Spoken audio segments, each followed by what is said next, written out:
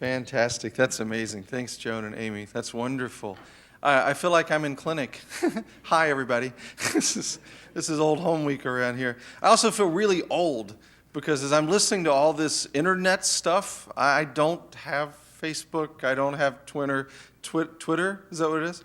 I don't have any of that stuff. I do creep my wife's Facebook account. So does that count? I didn't even know what that was. So I look at my wife's. So thank God she's the technical one. Thanks so much for being here. We're really excited to have this online. If I was able to do my talk online, I would have stayed home as well and listened to it online. So probably from my back porch looking over. My job is to sort of put the whole thing into context this morning. I have the easy part of the talk, which is to try to answer a bunch of the questions that usually come up in the question and answer and sort of set the overall pattern about what we're going to be looking at today in thyroid cancer. So my first question is, what is the most important organ in the body?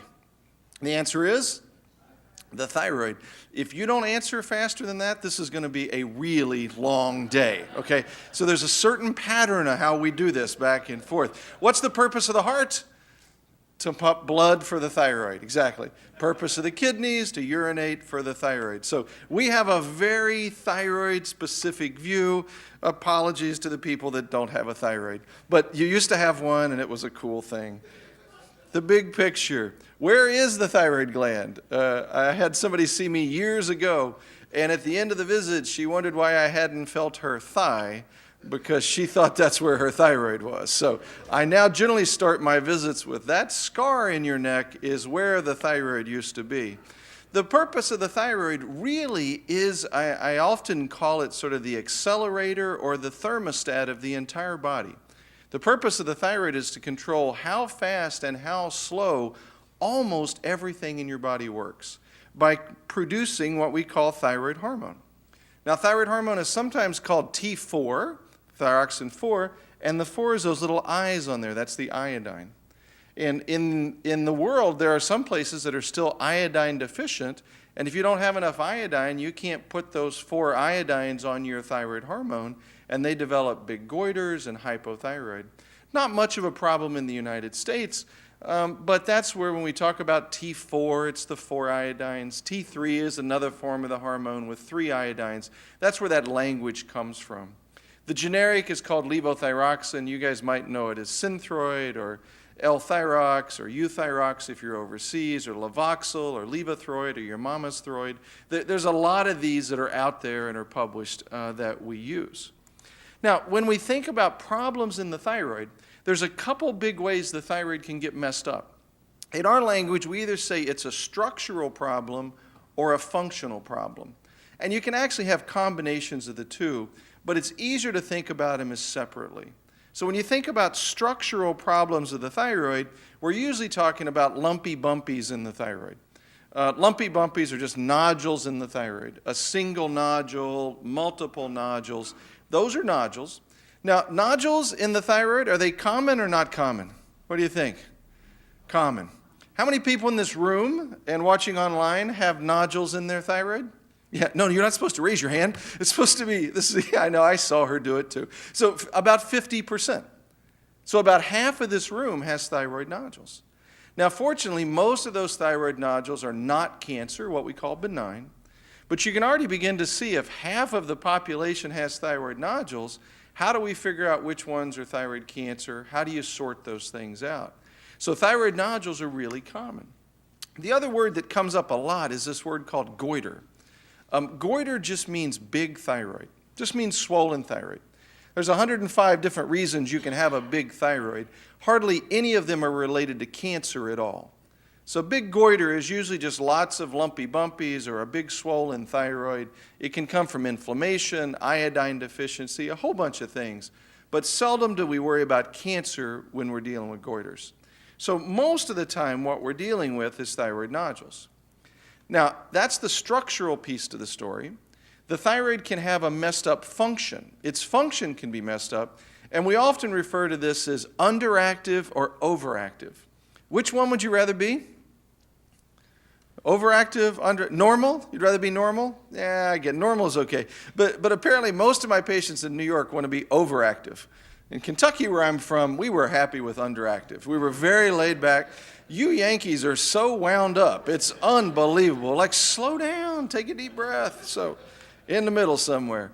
So, these are, if you think about, if the thyroid is supposed to control how fast or how slow everything works, if the thyroid gets underactive, we call that hypothyroidism is our terminology for it, and all of the things would be slowed down.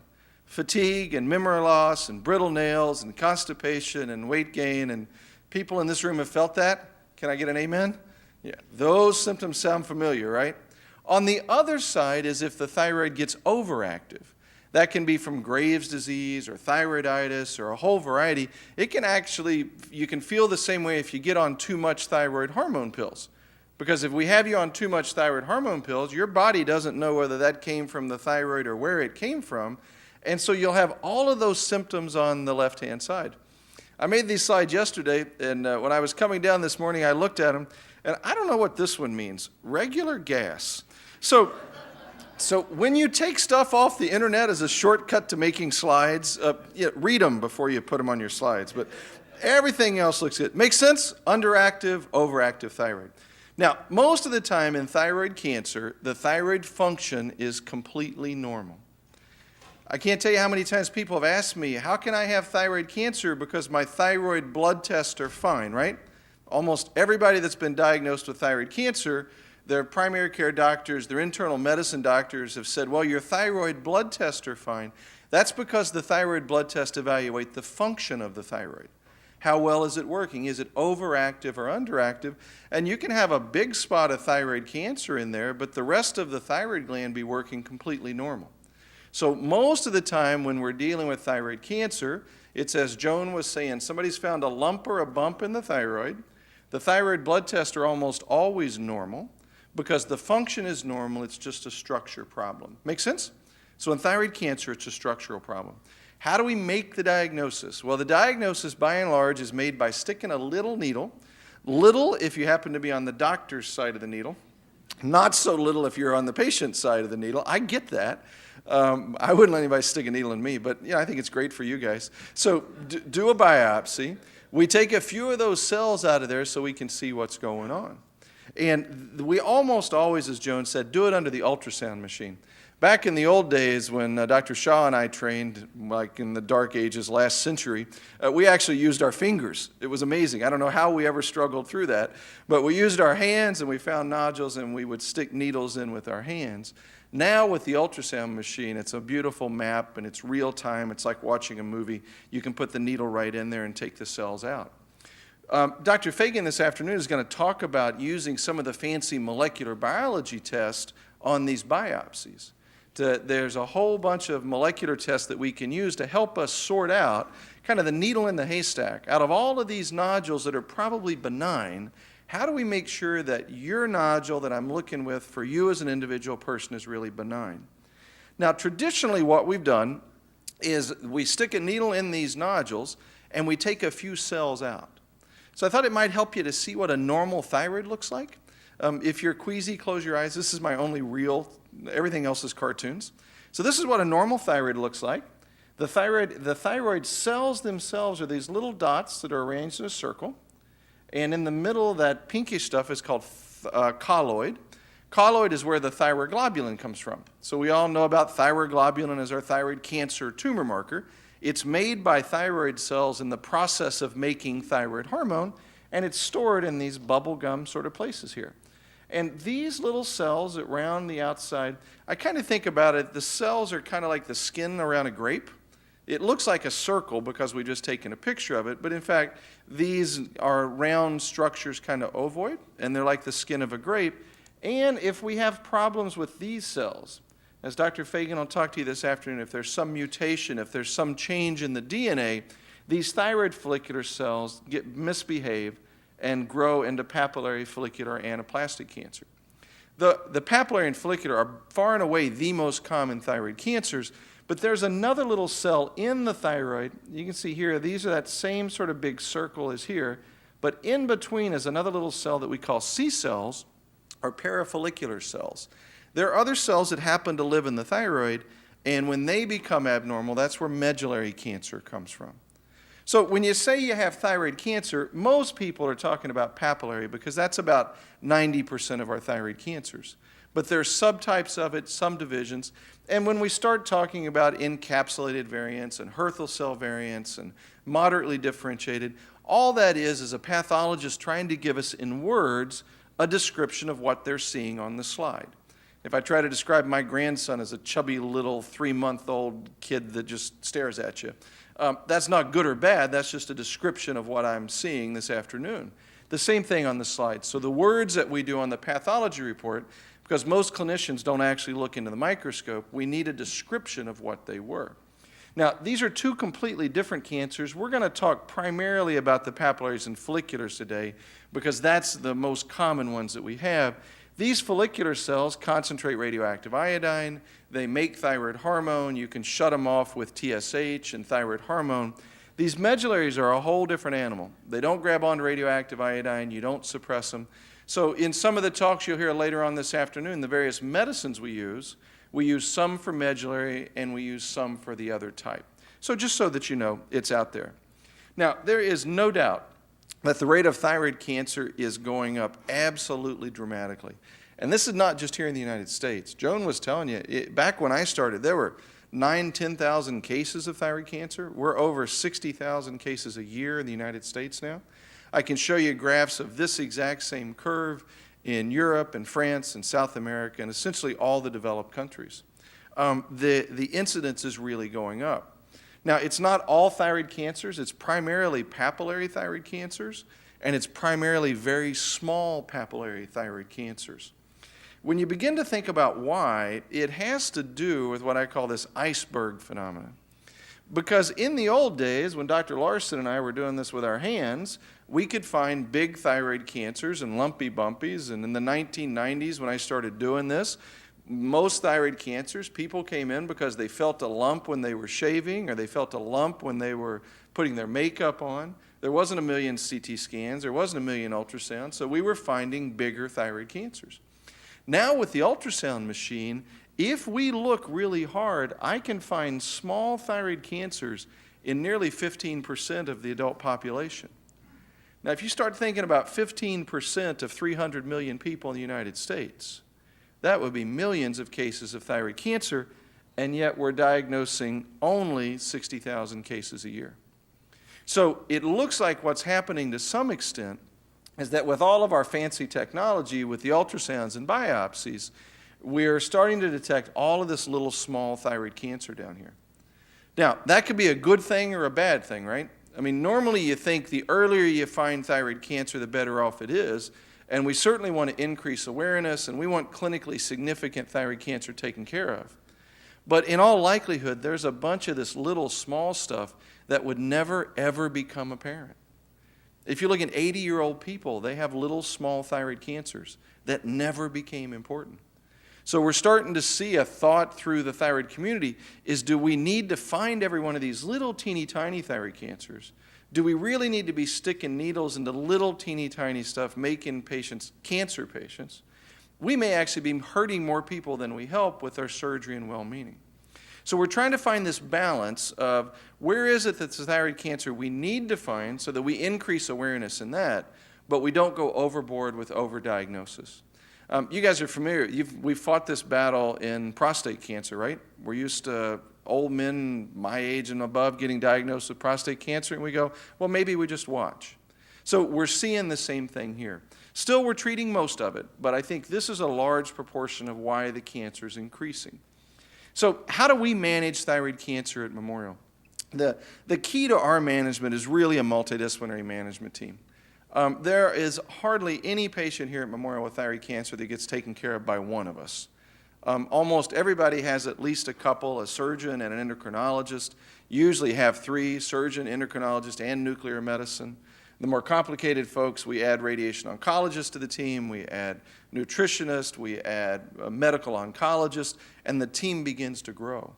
And I think one of the real keys around here is for most of the patients, you have 2 or 3 different doctors and a whole bunch of nurses looking at all the information that comes through different people for you to talk to. We've all developed a very shared treatment philosophy. We do this on purpose. We have a couple meetings every week where we talk about you behind your back. We discuss difficult cases. We discuss where we want to be in 5 years. Are we doing the right things? And Dr. Shaw, for many years, has led that team to make sure that what we're doing is not 10-year-ago thyroid cancer. When do we need to be changing? You don't want to change too soon. You want to be at the cutting edge, but you also don't want to be behind.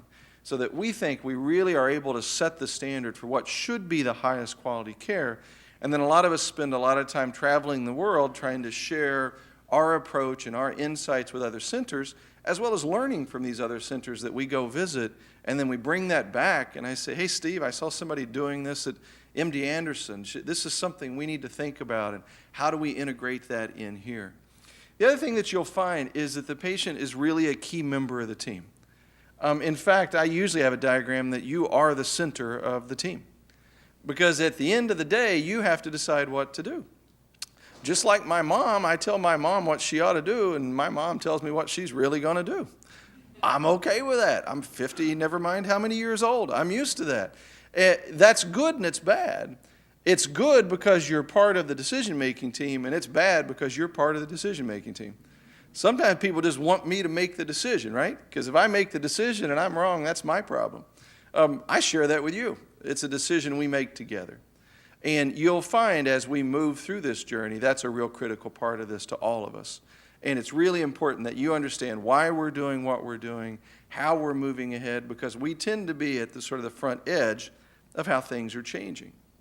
The reason for that is because we really believe in personalized care here. Personalized care has been like the buzzword for the past 4 or 5 years. We're happy the rest of the world has caught up to us. Because this place has been doing risk-stratified management of thyroid cancer essentially since day one. And the Head and Neck Cancer Service has done since its inception 100 years ago, trying to say there is no such thing as one size fits all. If we think about our life outside of thyroid cancer, not every breast cancer patient gets the same treatment. Not every colon cancer patient gets the same treatment.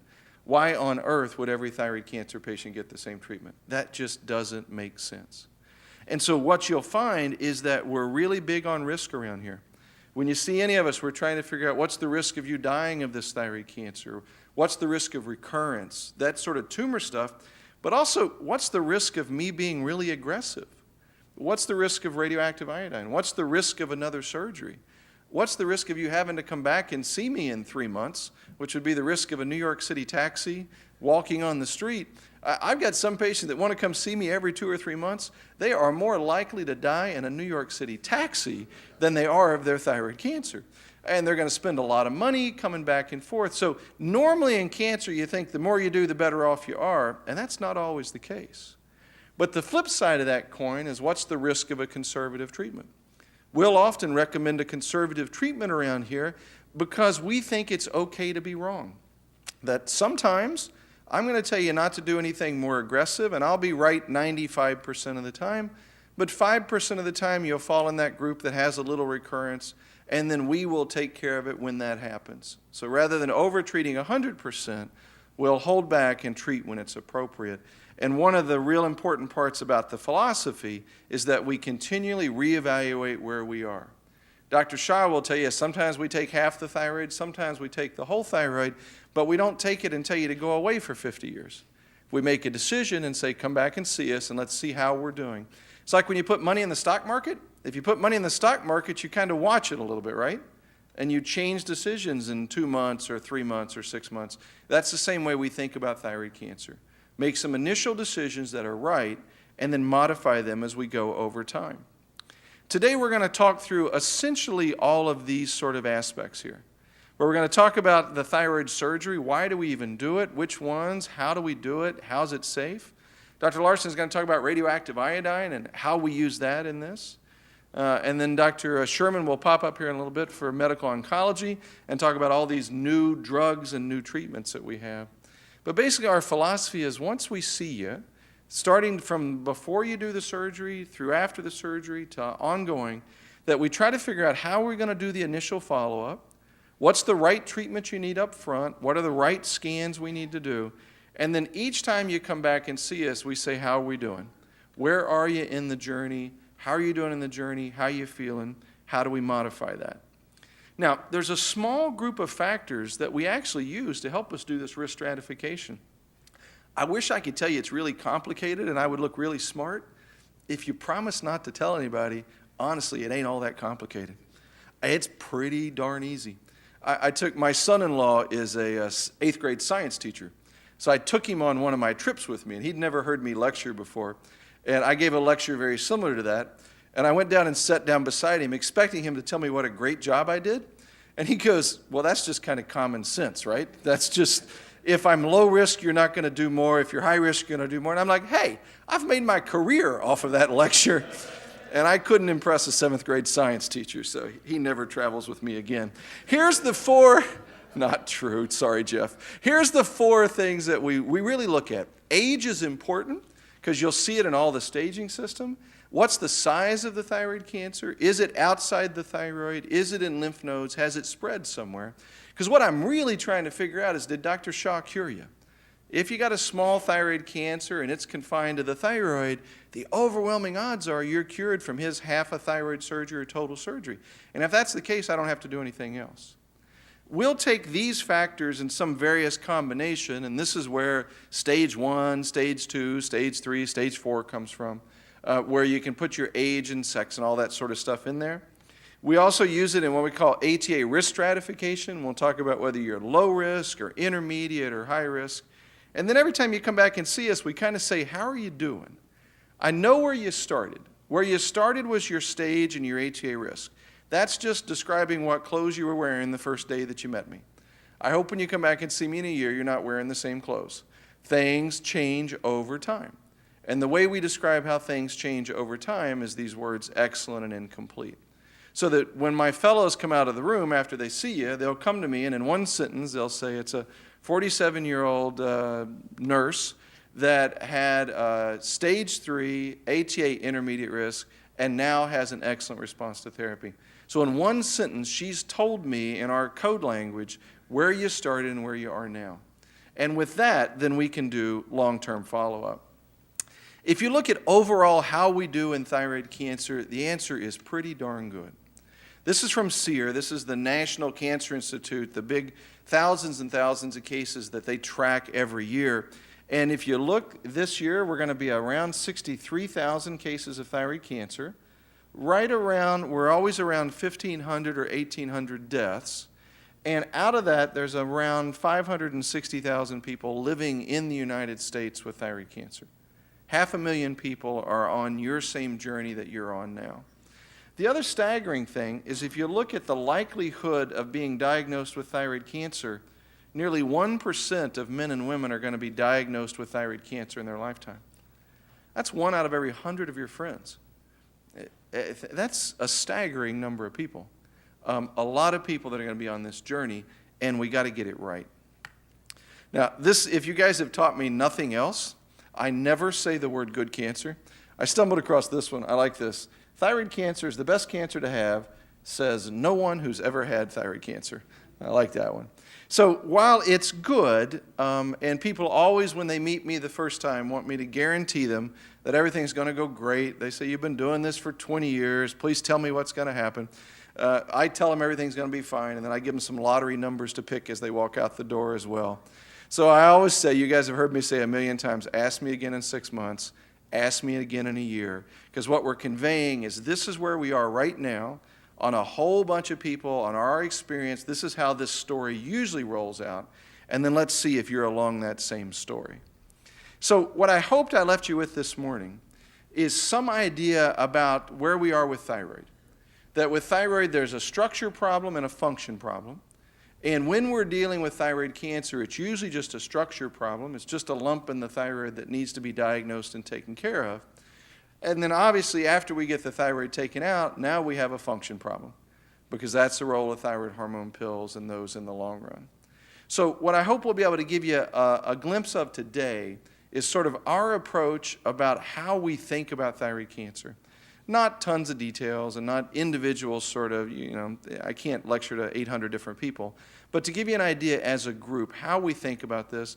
And as you're listening to the talks, you'll probably be able to figure out where you or your loved one fits into this picture. Is it close to there? Where we're going to talk about thyroid surgery, radioactive iodine, systemic therapy, and then at the very end of the day, personalized medicine. So I'll thank you so much for coming out on a Saturday morning and being with us today. I'm really thrilled to have this streaming live and online. It's just fantastic. We look forward to interacting with you today. There's several question and answer sessions that we'll run with the faculty, so we'll be able to answer questions then. We will have to use the microphones because you can raise your hand like you're in the second grade. If you're not in front of the microphone like a second grade teacher, I will ignore you, because for the video conferencing, they have to be able to hear, okay? So when we get to the question and answer session, we'll have folks go out to the question and answer. If you don't want to be live and on the microphone, then just catch one of us in the break, and we'll be happy to talk to you.